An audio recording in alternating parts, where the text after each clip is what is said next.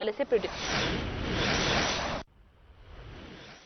आपकी फैमिली को ख़ास तौर पे पहले मैं इस बुक लॉन्च की मुबारक देना चाहता हूँ, क्योंकि फैमिली की हमेशा बड़ी कंट्रीब्यूशन होती है। जब कोई किताब लिखता है या काम करता है तो उनकी सपोर्ट की बड़ी ज़रूरत होती है।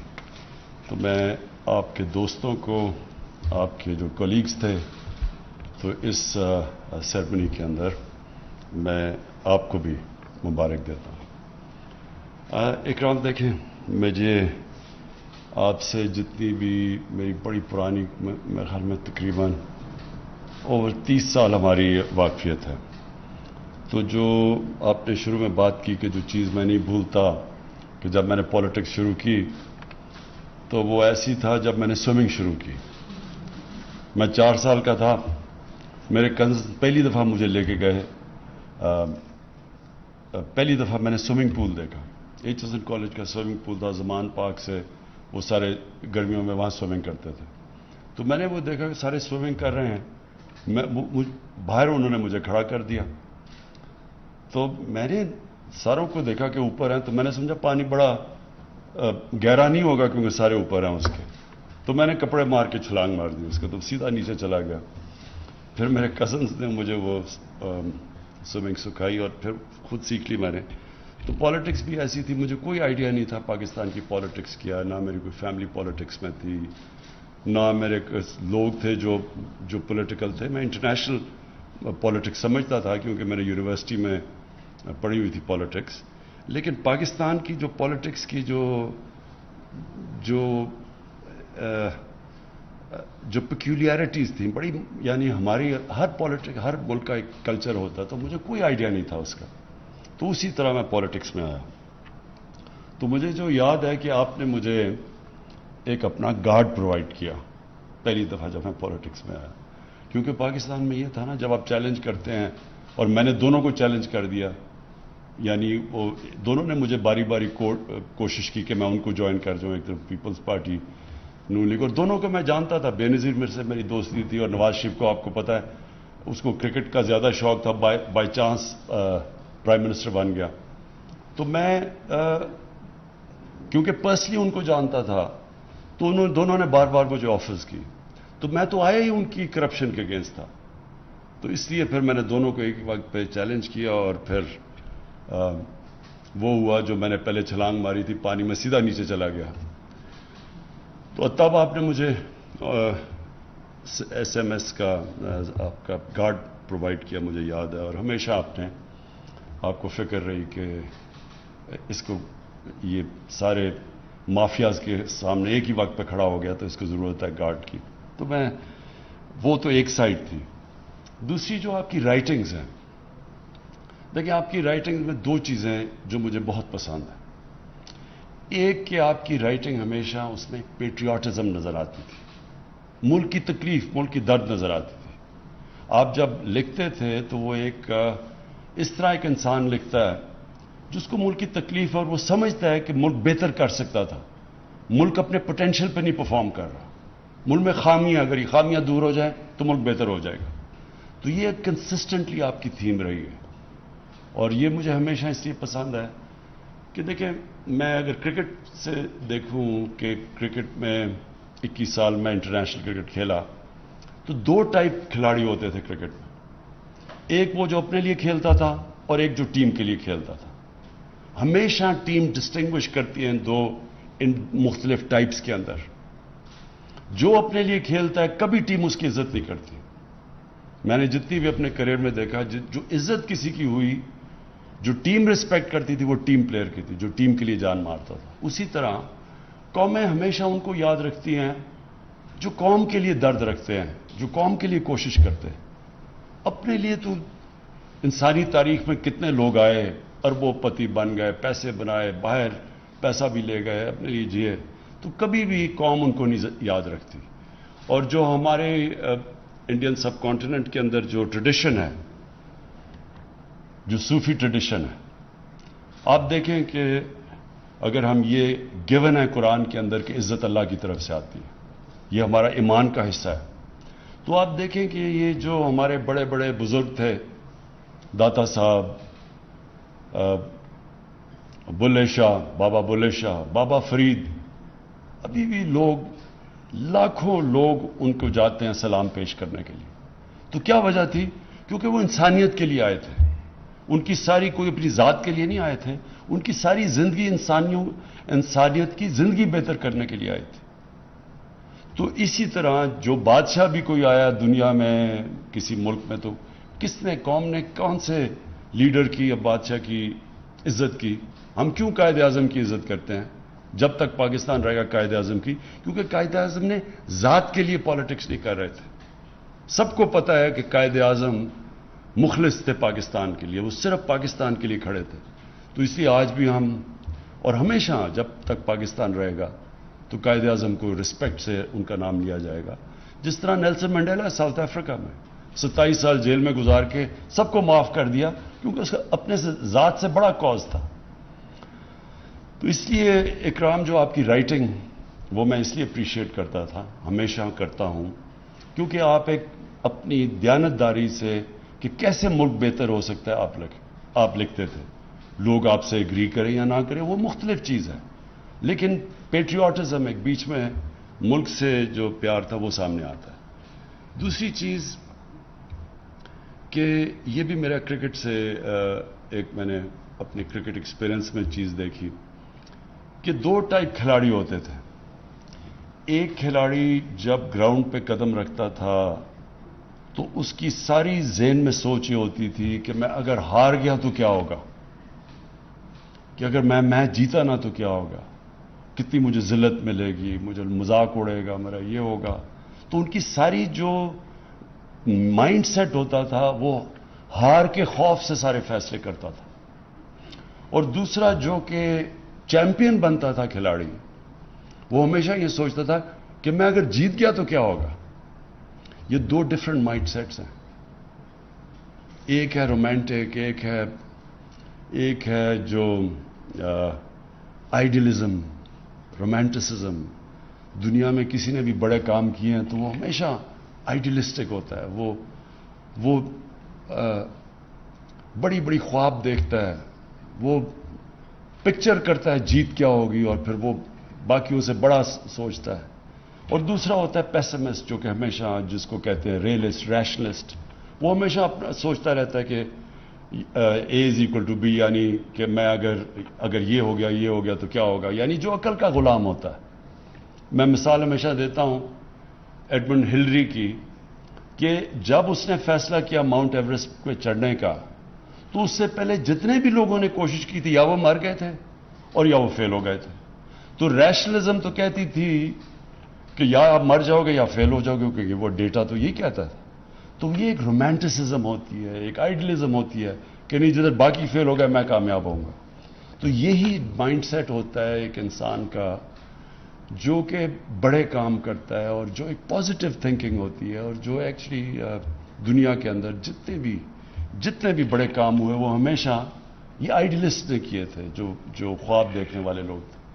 تو آپ کی بھی اکرام، جو آپ کی کتاب کے اندر جو بیسک تھیم ہے کہ یہ ہمارے مسئلے ہیں، اگر ہم یہ ٹھیک کر دیں، تو ابھی آپ نے بات کی کہ ملک میں کتنا پوٹینشل ہے، ہم کدھر جا سکتے ہیں. تو جس کی وجہ سے میں پالیٹکس میں آیا تھا، کیونکہ کبھی باقی تو کوئی پالیٹکس میں آیا، ان کو تو کوئی جانتا ہی نہیں تھا. اس سے پہلے کس کو کوئی جانتا تھا؟ میں تو سب سے بڑا اس وقت نام بن چکا تھا پاکستان میں. مجھے ضرورت نہیں تھی پالیٹکس کی، کہ کسی چیز کی کمی نہیں اللہ نے دی تھی، سب کچھ دے چکا تھا اللہ پالیٹکس پہ آنے سے پہلے. تو لیکن یہ سوچ تھی کہ ہمارا ملک، ہم جب دنیا کو دیکھتے تھے اور اپنے ملک کو دیکھتے تھے تو ہم فیل کرتے تھے کہ ہم نے اپنے سے ظلم کیا. ہم نے اس ملک سے، جو اللہ نے یہ نعمت، پاکستان کا نام جو اللہ کی نعمت ہے، اس سے ہمیں انصاف نہیں کیا.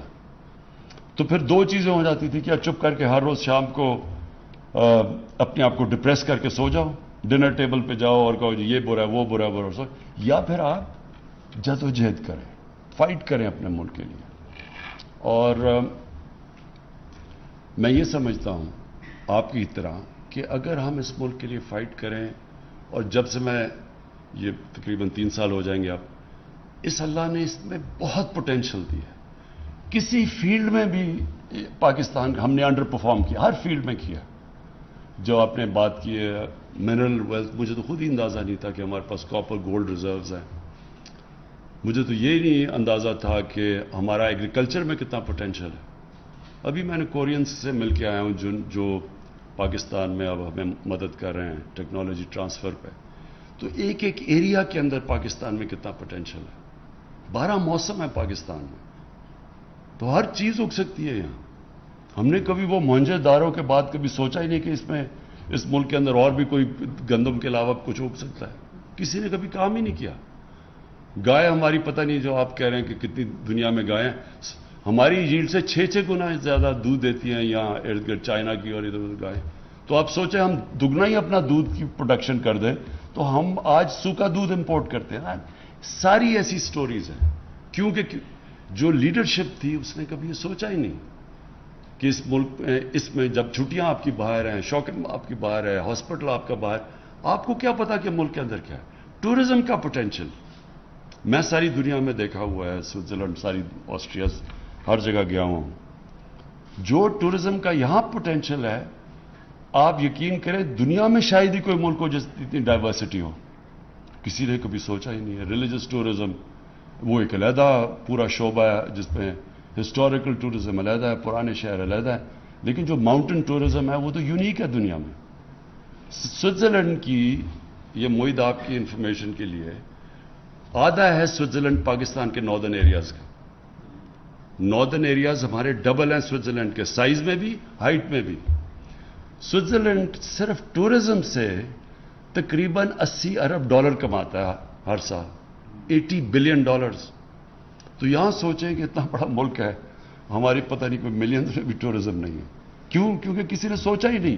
اگر میری چھٹیاں ہی لنڈن میں اور شاپنگ ہیرڈز میں ہوگی، مجھے کیا پتا کہ یہاں کیا ٹورزم ہے گرمیوں میں. میں جو آخری پوائنٹ آپ کا، جو آپ نے بڑا ویلڈ پوائنٹ کیا، جو آپ نے کہا کہ ابھی مجھے جو ڈرائیور نے یا کسی نے بات کی انصاف کی.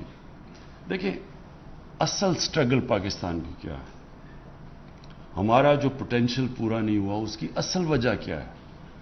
اس کی اصل وجہ ہی انصاف ہے، نا انصافی. دیکھیں یہ جو سٹرگل ہے پاکستان میں، یہ سب سے، میں اس کو جب صبح اٹھتا ہوں تو میں یہ نہیں سوچتا کہ میں کوئی کام کرنے جا رہا ہوں. میں یہ سمجھتا ہوں میں جہاد لڑ رہا ہوں. جہاد ہے کیا؟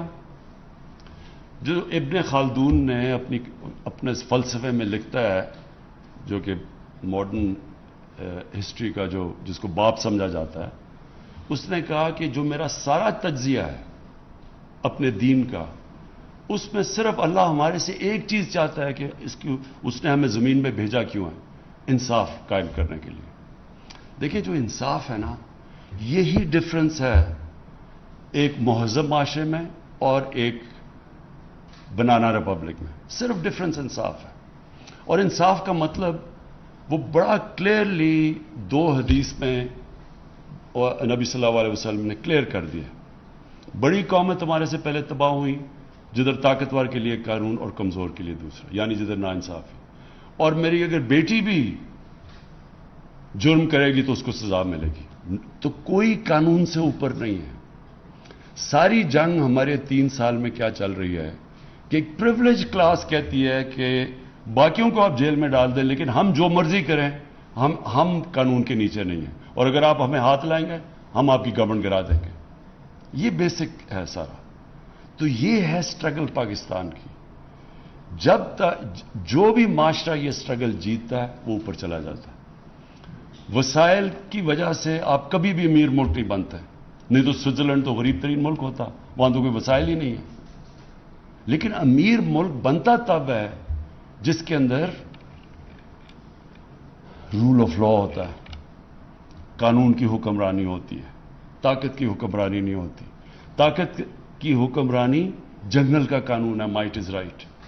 انسانی معاشرہ بنتا ہی انسانی معاشرہ تب ہے جب اس کے اندر رول آف لا ہوتا ہے. یہ جو رول آف لا ہے، اس کے لیے ایک معاشرے کے اندر اس میں مورل ویلیوز اور مورل سٹینڈرڈز اور مورل اتھارٹی چاہیے، نہیں تو آپ انصاف نہیں کر سکتے. ساؤتھ افریقہ کے اندر انہوں نے ان کے ایکس پریزیڈنٹ زوما کو انہوں نے کرپشن کے اوپر بڑی مشکلوں سے اس کے لیے کچھ اس کو بلانے کی کوشش کی تو لوگ سڑکوں پہ نکالے، شور مچ گیا. اب وہ سارا بیک ٹریک کر رہے ہیں کہ کسی طرح آپ ہم اسے بچا لیں، کیونکہ یہ قانون کے اوپر ہے. آپ کبھی بھی کسی اسکینڈینیوین ملک میں اس چیز کا نہیں سنیں گے. جب وہ آئس لینڈ یا چدربیدا یا فن لینڈ یا آئس لینڈ، جب ان کے پرائم منسٹر کا نام آیا پیناما میں، سارے لوگ اس کے گھر کے پاس پہنچ کے اس کو ریزائن کرنا پڑا. یہ صرف اور صرف جن معاشروں کے اندر قانون نہیں ہوتا، انصاف نہیں ہوتا، ادھر یہ لوگ ایک پریویلیج کلاس آ جاتی ہے. اور یہ جو آپ نے اگلی بات کی، یہ جب ایک پریویلیج کلاس آ جاتی ہے آپ اس کو ہاتھ نہیں لگا سکتے تو وہ ملک کو تباہ کر دیتی ہے. کبھی بھی پٹواری، غریب، تھانے دار یہ چوری کریں گے، یہ ملک کو تباہ نہیں کرتے، کیونکہ یہ ان کے سوئس بینک اکاؤنٹس نہیں ہوتے یا ان کے میفیئر میں بڑے فلیٹس نہیں ہوتے. تباہ جو ملک میں کرتا ہے، جو آپ کی رولنگ ایلیٹ جب چوری شروع کرتی ہے، وہ پھر ملک تباہ ہو جاتا ہے. اور اس کی فیکٹ آئی پینل جو یونائٹڈ نیشنز کے سیکرٹری جنرل نے جو اپنے نیچے پینل بنائی ہے اور اس میں بتایا کہ یہ امیر غریب ملکوں میں فاصلے بڑھتے جا رہے ہیں، تو انہوں نے ایکچولی سال کی پوری رپورٹ کیا انہوں نے کہا کہ غریب ملکوں سے ہر سال 1000 ارب ڈالر چوری ہو کے امیر ملکوں میں چلا جاتا ہے، منی لانڈرنگ ہو کے، اور آف شور اکاؤنٹس میں چلا جاتا ہے. تو یہ کوئی غریب لوگ تو نہیں کر رہے ہوتے، یہ ساری رولنگ ایلیٹ ملک سے پیسہ چوری کر کے باہر لے کے جاتی. کیوں کرنا پڑتا ہے؟ اگر میں اربوں روپیہ چوری کروں گا کسی ڈیل میں تو میں بستر کے نیچے نہیں پیسہ چھپا سکتا، لہٰذا مجھے باہر بھیجنا پڑتا ہے. اور تو میں دگنا نقصان کرتا ہوں. پہلے میں چوری میں نقصان کرتا ہوں، پھر جب اس کو ڈالر میں کنورٹ کر کے باہر بھیجتا ہوں اس سے بھی بڑا نقصان کرتا ہوں، کیونکہ ملک میں افیکٹ ہوتا ہے آپ کی کرنسی. یہ منی لانڈرنگ سے آپ کا ڈائریکٹ امپیکٹ پڑتا ہے کرنسی پہ، اور کرنسی پہ امپیکٹ پڑتا ہے جب آپ کی وہ کرنسی گرتی ہے، ساری چیزیں مہنگی ہو جاتی ہیں، غربت پھیل جاتی ہے. یہ سارے غریب ملکوں کا یہ کہانی ہے. ہر جگہ لوگ بیٹھے ہوئے ان کے حکمران جن کے بڑے بڑے محلات ہیں ساؤتھ آف فرانس میں، باہر آف شور اکاؤنٹس ہیں، سارے غریب ملکوں کا یہ حال ہے. اس لیے وہ غریب نہیں ہیں کہ وسائل کی کمی ہے، اس لیے غریب ہیں کہ ان کی بھی رولنگ ایلیٹ اس طرح جو ہمارا انہوں نے جس کو اس ملک کو پلنڈر کیا ہے وہ یہی کر رہے ہیں سب.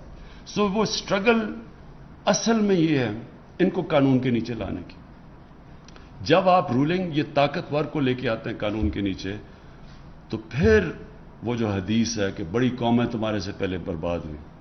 جب آپ پریویلیج کلاس کے لیے ایک NRO دے دیتے ہیں ان کو اور غریبوں کو جیلوں میں ڈالتے ہیں تو وہ پھر حضرت علی کا قول ہے کہ کفر کا نظام چل جائے گا، لیکن یہ جو ظلم اور نا انصافی کا نظام ہے یہ کبھی بھی نہیں چلا، یہ چل ہی نہیں سکتا کبھی.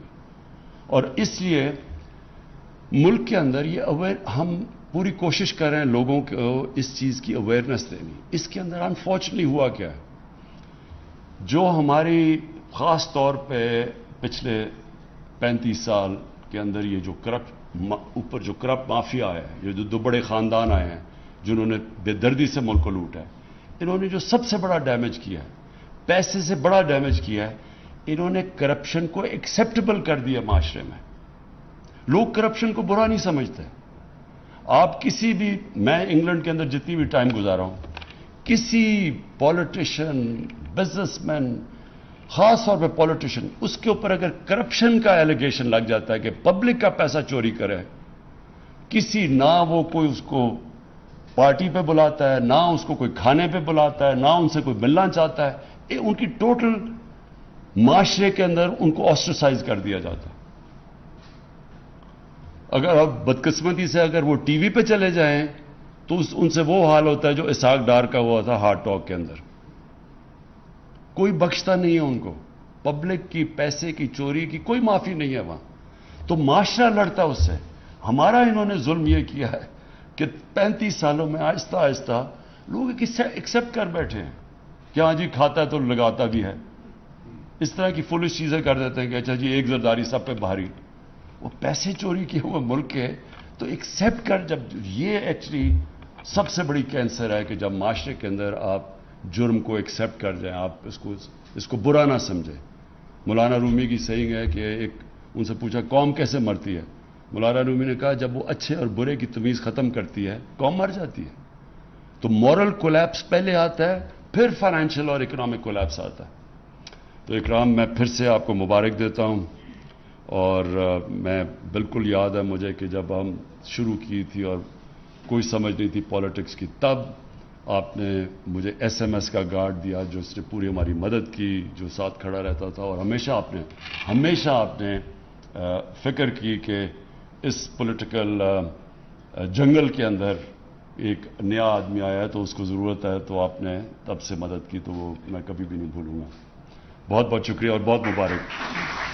वज़ीर आज़म इमरान खान इस्लामाबाद में इकराम सहगल की किताब a personal chronicles of Pakistan की रुनुमाई की तकरीब से खिताब कर रहे थे।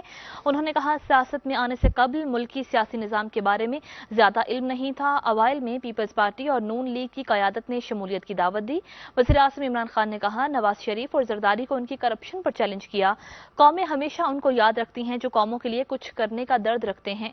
हमारे ईमान का हिस्सा है कि इज्जत हमेशा अल्लाह ताला की तरफ से होती है। हमारे इस्लाफ ने इंसानियत के लिए अपनी जिंदगियों को वक्फ किया। वज़ीर आज़म इमरान खान ने किताब की रूनुमाई की तकरीब से खिताब करते हुए कहा कि किसी भी बड़े काम या मकसद के लिए मस्बत सोच अहम किरदार अदा करती है। मुल्क की बेहतरी के लिए मुसलसल जिद्दोजहद कर रहे हैं। और वज़ीर आज़म इमरान खान ने कहा कि इकराम सहगल मुहिब्बे वतन लिखारी हैं, तसनीफी काविश को सराहते हैं।